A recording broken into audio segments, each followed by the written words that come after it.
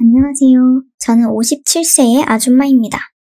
정말 어처구니가 없는 일이 생겨서 이렇게 제보하게 되었습니다. 저는 현재 환갑인 남편이 있어요. 아들 2명이 있는데 전부 장가 갔고요. 저와 남편은 한 동네에서 20년간을 살았습니다. 20년을 살다 보니 동네 사람들끼리는 전부 친하고 잘 아는 사이입니다. 동네에 골프랑 헬스, 그리고 찜질방까지 있는 종합 스포츠 센터가 있는데 거기가 만남의 장소였고요. 다들 은퇴할 나이이고 모아둔 돈이 있으니 그곳에서 운동도 하고 수다도 떨고 몸도 풀고 하면서 친하게 지냈죠. 그렇게 동네 사람들 중에 유난히 저희 부부가 친하게 지내는 부부가 있습니다. 저희가 사는 빌라가 평수가 넓고 세대수가 37개밖에 없어서 서로 사실 다 친하지만 그 부부와는 같은 층에 살았어서 유난히 더 친했죠. 특히나 성희씨가 대학에서 육아 관련된 전공 교수님이라서 그런지 참 사람이 나근나근하고 조용하니 저와 잘 맞았습니다. 오히려 저와는 반대의 성격을 가지고 있어서 더 친하게 지낼 수 있었던 것 같아요. 성희씨 남편과 저희 남편은 취미가 같아서 둘이 잘 어울리고 저희처럼 친하게 지냈죠. 물론 스포츠센터도 같이 다녔어요.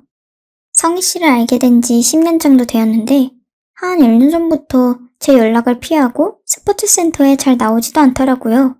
뭐랄까, 은근히 저를 피하는 느낌이었습니다. 엘리베이터에서 마주쳤을 때도 제가 무슨 일 있냐며 물어봤지요. 연락도 안 받고 운동하러도 왜 안 오냐고요. 그럴 때마다 성희씨는 그냥 바쁜 일이 있어서 그렇다면서 구체적인 대답을 피하더군요.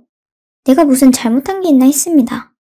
그런데 성희씨가 저를 피하면서 저와 성희씨는 멀어졌고 부부끼리 만남도 횟수가 적어졌죠.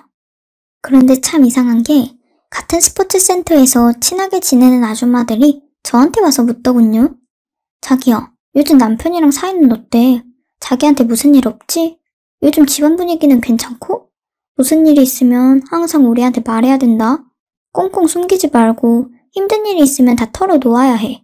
우리가 도움 줄 수 있으니까 라고 말한다거나 또는 땡땡씨 그 소식 들었어? 성민씨 남편이랑 골프 프로랑 따로 만난 거. 남자들이 이렇다니까? 우리가 잘 생각해야 돼. 남자가 바람나는 거 가지고 너무 충격받으면 안 돼. 알았지? 땡땡씨 마음이 여려서 내가 걱정된다. 아, 물론 땡땡씨 남편이 바람 핀다는 것은 아니고 그냥 하는 말인 거 알지? 라는 식으로 갑자기 잘 살고 있는 저를 무슨 일이 있는 사람 취급을 한던가. 아니면 제 남편이 무슨 바람이라도 핀 것처럼 가정해서 저에게 말을 걸더라고요. 그때부터 느낌이 좀 이상했습니다. 뭐랄까, 저도 모르게 저에게 무슨 일이 생긴 것 같았기 때문이죠. 분명히 나만 모르는 무슨 일이 생겼구나. 이 사실은 스포츠센터 아줌마들은 다 알고 있구나 생각했습니다. 그래서 운동을 하면서 은근슬쩍 아줌마들한테 제 속마음을 이야기했어요. 성희씨가 나랑 그렇게 친하게 지내더니 요즘 도통 연락도 안 받고 소식이 뜸하다. 나한테 뭐 화가 난 것 같기도 한데 도통 왜 그러는지 모르겠다라고 했어요. 그런데 이 아줌마들 제 이야기를 듣자마자 표정이 싹 굳어서 서로 눈빛 교환을 하더라고요. 그러고서는 버벅거리면서 성희씨가 무슨 일이 있겠지. 신경 쓰지 마 자기야. 그래 신경 쓰지 마 라고 하는데 누가 봐도 무슨 일이 있는 게 분명했죠. 그래서 정색하고 말했습니다. 대충 무슨 일인지 알 것 같으니까 나한테 솔직하게 말해. 나 위해준다고 숨기면 나중에 나 더 상처받으니까 그냥 말해줘. 계속 이렇게 내 눈치만 보고 있는 거 나 불편하고 신경 쓰이니까 라고 말하자 그럼 알겠다고 말하면서 조용한 커피숍으로 가자고 하더라고요. 그렇게 동네 아줌마 2명과 저 셋이서 스포츠센터를 나와 커피숍으로 갔습니다. 의자에 앉으니 아줌마들이 뜸을 들이다 말을 꺼냈습니다. 사실 성희씨랑 자기 남편이랑 바람이 난 것 같아. 내가 진짜 말하려고 했는데 우리 남편이 관리하는 공장 뒤에 숙박업소가 엄청 많아. 그런데 거기서 자기 남편 차를 5번이나 봤대. 5번 전부 성희씨랑 같이 있었고 총 5년 동안 5번을 본 거야. 최소 5년 동안 만난 것 같아.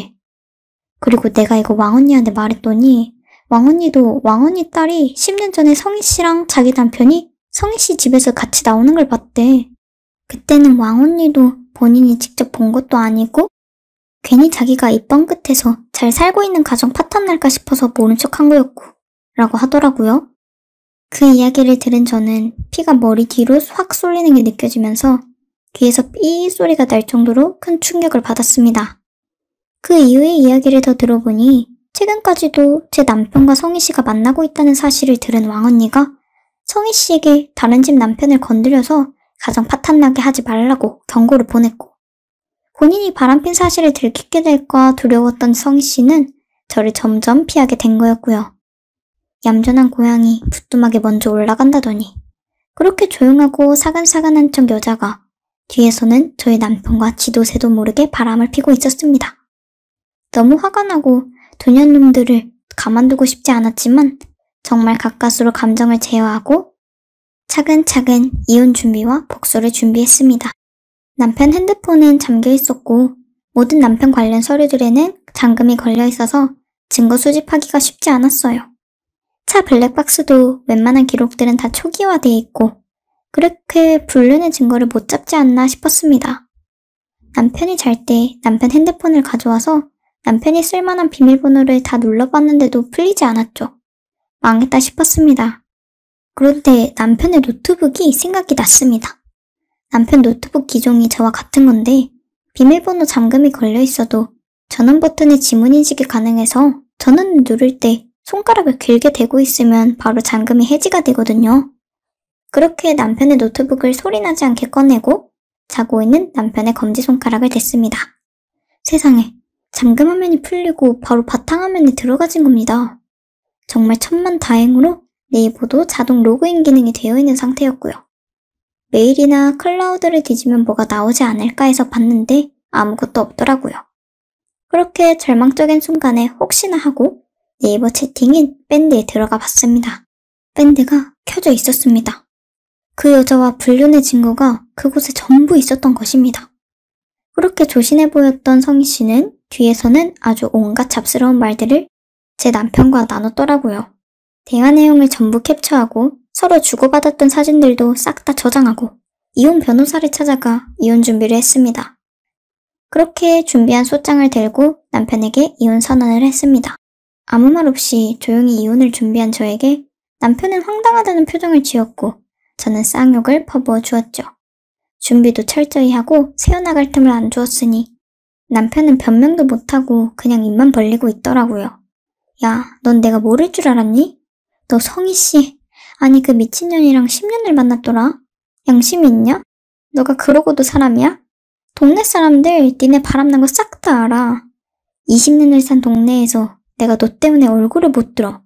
얼굴을 창피해서 살 수가 있어야지. 내가 이혼 소송으로 끝날 것 같지? 지구 끝까지 따라가서 내가 받은 충격만큼 너 힘들게 해줄 거야. 아니 바람을 펴도 같은 동네 사람, 그것도 옆집 여자랑 10년을 나 몰래 만나? 기가 차서 나 네 소식 듣고 쓰러질 뻔했어. 너는 그냥 빈털터리로 남은 여생 보내라. 그 여자랑 보내던가, 알겠냐? 아참, 너 이제 그 여자 남편한테 눈탱이 밤탱이 되도록 맞겠다 라고 하면서 소장을 얼굴에 확 뿌렸네요. 그리고 성희씨, 아니 그년 집에 찾아가서 초인종을 눌렀습니다. 그 여자는 안 나오고 그 여자 남편만 나오더라고요. 그 남편에게 딱 잘라 말했습니다. 당신 아내랑 내 남편이랑 최소 10년 동안 바람이 났습니다. 나도 황당하고 기가 차서 한동안 말문이 안 나오더라고요. 내 남편 눈탱이 밤탱이 만들던가 말던가 그건 알아서 하시고요. 저는 소장이나 당신 아내한테 전해주려고 온 거니까 전해주세요 라고 했죠. 그렇게 이혼 선언을 했는데도 도저히 분이 안 풀리더라고요. 아니 어떻게 10년을, 최소 10년을 도대체 언제부터 나를 속인 거고 나 빼고 동네 사람들 다 알았다는 건데 그동안 사람들이 나를 어떻게 봤고 어떻게 생각했을까라는 생각에 잠이 안 오더라고요. 그래서 복수를 시작했습니다. 상간녀가 강의한다는 그 학교에 찾아가 상간녀에게 고소한 고소장을 보여주고 당장 해임시키라고 깽판을 쳤죠. 극과 학과장까지 찾아가서 당장 징계위원회를 열지 않으면 가만히 안 있겠다고. 아는 기자 동원해서 이 학교에 어떤 교수가 강의를 하고 있는지 실체를 밝힌다고 했습니다. 그러자 징계위원회를 열 테니 진정하라면서 저를 달래더라고요. 그런데 징계위원회에서 결정한 것은 해임도 아니고 정직 3개월이더라고요. 불륜을 저지른 교수가 학생들 앞에서 강요하는 게 말이 됩니까? 소문을 내야겠다 싶어서 그 학교 학생들의 자주 이용하는 커뮤니티를 이용해서 상간녀의 실체에 대해서 모두 올렸습니다. 학생들 사이에서 이슈가 되자 확실히 압박이 컸나 봅니다. 학생들까지 나섰으니 말이죠. 결국 그 여자는 해임됐고요. 제 남편의 회사에도 소장과 함께 남편의 행실이 담긴 내용을 팩스로 보냈죠. 그리고 더 기쁜 것은 그 상간녀의 남편이 제 남편을 작정하고 팼다고 합니다. 상간녀의 남편도 얼마나 화가 났겠어요. 사실 그게 제일 꽃이더라고요. 제 손 안 대고 복수한 거니 제 입장에서는 참 좋았네요. 그렇게 복수했습니다. 물론 그 후 이혼소송도 마무리되었죠. 위자료, 재산 분할, 정신적, 육체적 피해까지 위자료 다 받아냈고요. 지금은 그 후로 20년간 살던 동네를 떠나서 여동생이 있는 동네에 집을 하나 마련해서 살고 있습니다. 사실 지금도 생각하면 화가 나고 울분이 올라오는데 이제는 그냥 시간에 맡기려고 합니다. 이제부터라도 제 인생을 살아야겠죠. 이혼을 하면서 정말 많은 상처를 받았지만 잘 이겨내 보려고 합니다. 응원해주세요.